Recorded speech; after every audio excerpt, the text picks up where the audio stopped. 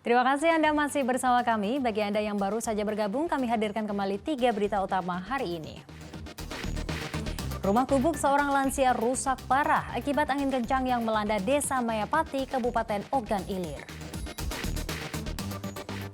Kasus terpotongnya jari bayi berusia 7 bulan oleh seorang perawat Rumah Sakit Muhammadiyah Palembang berakhir damai. Untuk memenuhi kebutuhan sehari-hari, korban kebakaran di Desa Ibul 3, Kabupaten Ogan Ilir meminta sumbangan dari pelintas jalan.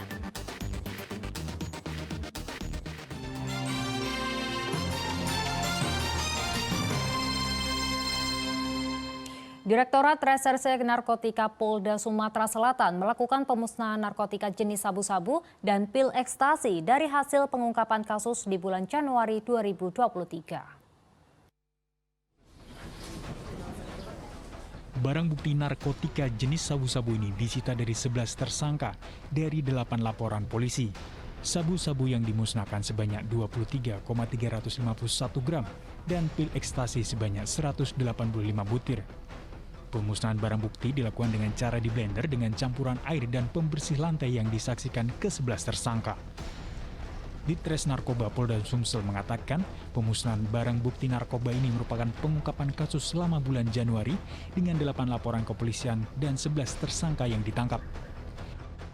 Bahwasanya dalam pemusnahan di bulan Februari ini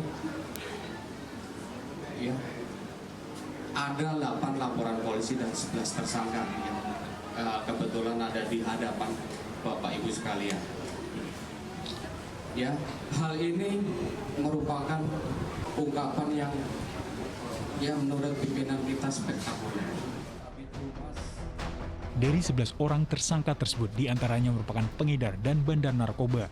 Mereka ini merupakan pengedar dan bandar narkoba yang akan mengedarkan narkotika di wilayah Sumatera Selatan.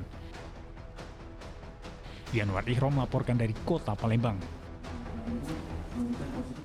Angin kencang yang melanda Desa Mayapati, Kabupaten Ogan Ilir mengakibatkan pohon tumbang dan menimpa sebuah rumah warga. Akibatnya rumah yang dihuni seorang lansia itu pun mengalami kerusakan yang cukup parah. Pohon kapuk setinggi 12 meter tumbang menimpa sebuah rumah gubuk di Desa Mayapati, Kecamatan Pemulutan Selatan, Kabupaten Ogan Ilir pada Minggu pagi. Rumah gubuk milik seorang lansia bernama Zulma ini mengalami kerusakan yang cukup parah. Kini nenek Zulma yang tinggal sebatang kara harus kehilangan tempat tinggalnya. Tumbangnya pohon ini disebabkan karena angin kencang yang melanda kawasan ini pada hari Minggu. Musibah terjadi saat pemilik rumah sedang terlelap tidur. Meski pemilik rumah berhasil lolos, namun barang-barang yang ada di dalam rumah mengalami kerusakan parah setelah ikut tertimpa pohon. Rumah ini tertimpa pohon akibat dari angin deras. Kami sudah menindaklanjuti, sudah kami laporkan ke dinas terkait. Atas nama Zulma, warga Desa Mayapati, Dusun 2, RT 04. Umur kurang lebih 76 tahun. Artinya sudah didata ya? Sudah didata. Untuk aku dapat keluar tadi. Ya lampu mati.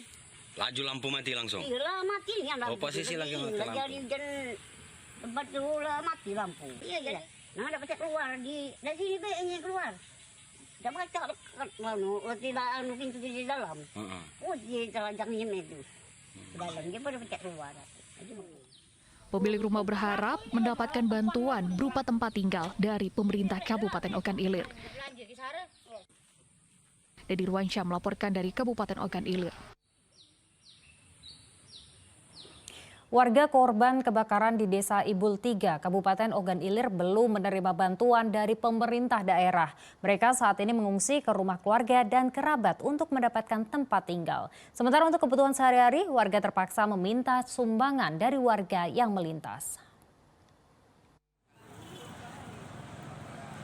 Sejumlah warga Desa Ibul 3, Kecamatan Pemulutan Kabupaten Ogan Ilir yang menjadi korban kebakaran hingga kini belum mendapatkan bantuan dari pemerintah setempat. Kondisi ini sangat memprihatinkan mengingat rumah dan harta benda milik warga sudah habis dilalap oleh si jago merah. Bahkan untuk tempat tinggal pun warga terpaksa mengungsi ke rumah keluarga dan kerabat yang berada di lokasi sekitar. Untuk memenuhi kebutuhan makan sehari-hari, warga harus meminta sumbangan kepada warga yang melintas di Jalan Sumatera, Palembang, Indralaya. Meski kondisi ini sangat berbahaya, namun warga tidak ada pilihan untuk dapat bertahan. Warga berharap mendapatkan bantuan tempat tinggal karena rumah mereka sudah rata dengan tanah.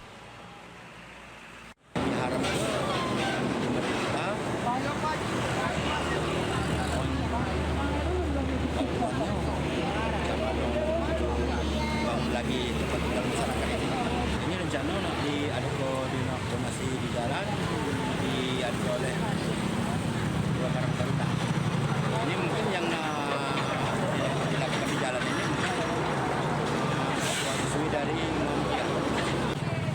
Kebakaran yang melanda pemukiman padat penduduk di Desa Ibul 3, Kecamatan Pemulutan, Kabupaten Ogan Ilir ini terjadi pada Sabtu pekan lalu. Banyaknya rumah warga yang terbuat dari bahan kayu membuat api dengan cepat membesar dan menjalar ke lokasi sekitar. Dalam musibah ini sedikitnya 7 rumah warga hangus terbakar. Dedi Ruansyah melaporkan dari Kabupaten Ogan Ilir.